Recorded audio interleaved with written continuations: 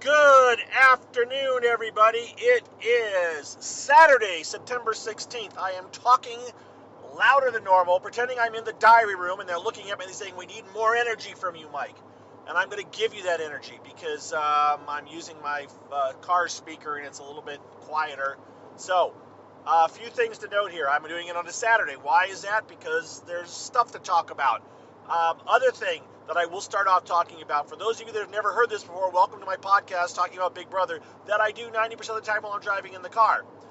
What about all this? Well, guess what? Last night I ventured onto iTunes for the first time in probably a year to read the reviews.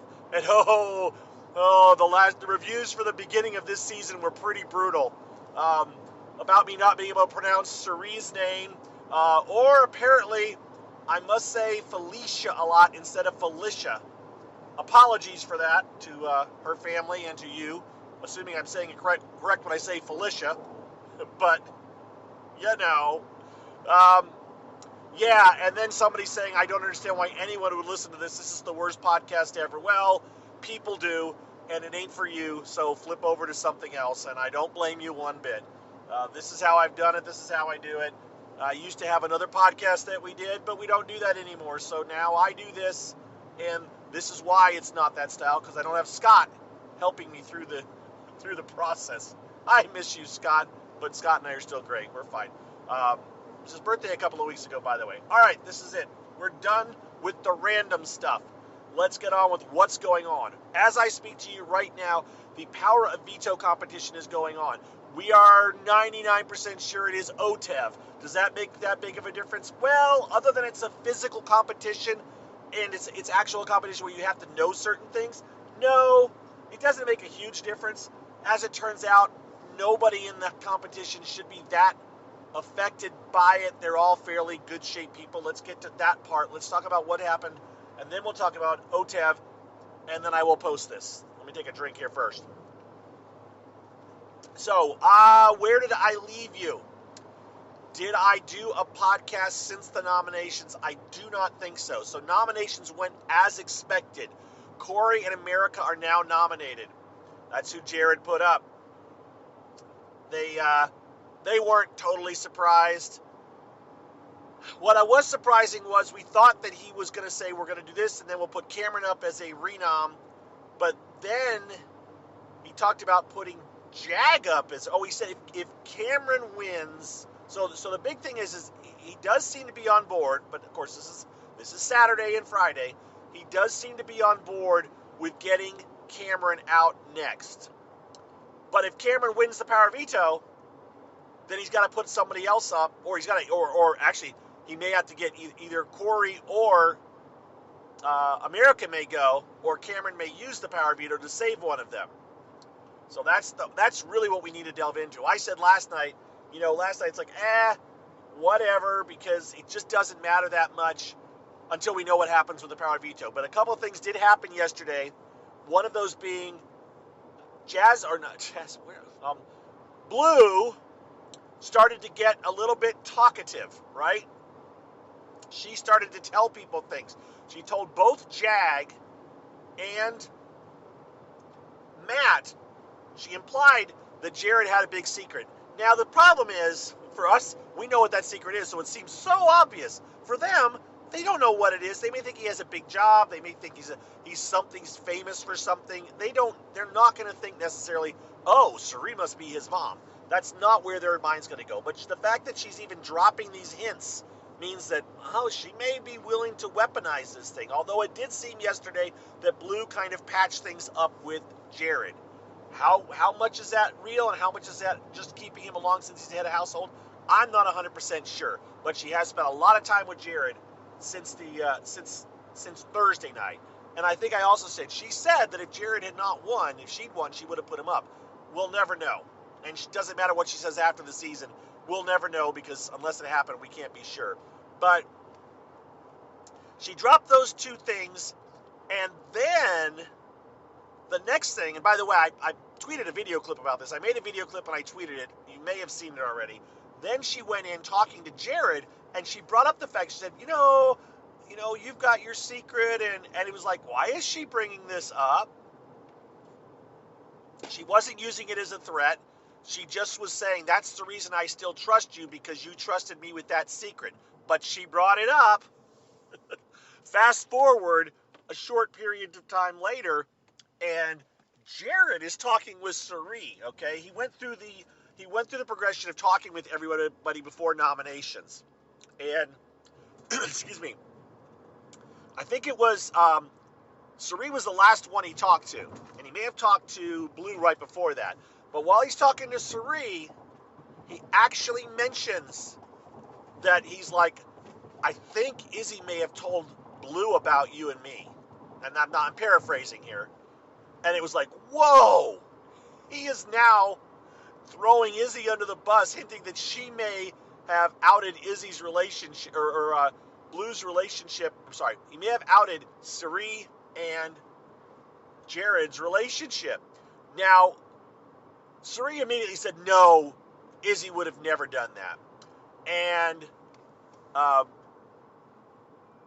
Jared kind of backtracked, but still, he did it. He was willing to throw that out there as to start to lay the seeds of doubt with Suri, in case word gets out that, that Blue knows that they're related. I don't know how he would have escaped this. If Blue decides to bring it out, I don't think she's going to say, yeah, Izzy told me. Maybe she would. Maybe she'd try to save Jared with Mom. But eventually it's coming out. There's no doubt that eventually Suri is going to know, whether it's in the show, after the show. I mean, when they're both out of the house. I mean, if after the whole season's over, I don't know. But somewhere along the line, Suri is finding this out. So Suri, he tells that to Suri. So that was kind of like whoa stuff last night. After that, things kind of calmed down. Fast forward to this morning. This morning, it seems like Big Brother, and I don't know for sure, maybe they got up on their own, but they had talked about having a meeting last night, which was Matt, Blue, Suri, Felicia, Jared, and then Jag. They were going to have a meeting. I think that's the 7 Deadly Sins, right? It's one of those alliances, except for now they're down Izzy. So they were going to have this meeting to rehash things, and they were going to. The gist of it was, we're going to say we're broken up, but we're not broken up, right?